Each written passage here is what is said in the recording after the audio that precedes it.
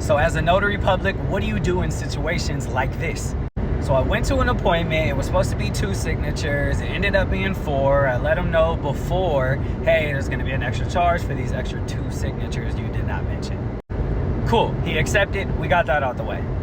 I know you're going to ask, so I charged $100 for 4 signatures. Now, we got that out of the way. Another problem arose. And this is pretty common, honestly. The wife came down with her ID and it had her married name on the ID. But on the documents, it was timeshare documents. They bought it years ago. They weren't married yet, so it had her other name. So I can't notarize the name because that's not the ID, the identification that you were giving me, right? So because the timeshare had pre-printed her old name onto the document, I just attached my own certificates, right? I had to do an acknowledgement and a jurat. I attached my own California wording certificates. That way I can type out her name, or I guess print.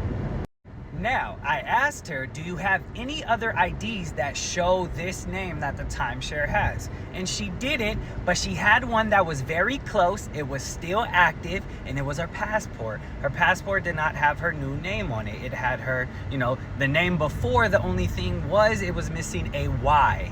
Okay, it was the middle initial. So all I did was notarize, I used the passport as my evidence, and I notarized, her first and last name, which is kind of what they were caring about. I don't know why there was a Y on there. So yeah, I just did that. They're gonna submit it. I was like, hey, you might just want to submit your marriage certificate to show that your name changed or whatever, anything.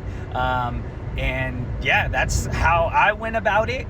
I'm not saying that's how you should go about it, but I feel like that was the most logical sense, is look for another ID that has it. I've run into these so many times, and I've never gotten any slack from it or anything. It always works out. So now I just gave you free game. I feel like I should just go ahead and promote myself. I got these t-shirts right here. People are assets, available on the misguidedpodcast.com for about $30. Super good quality, so tap in.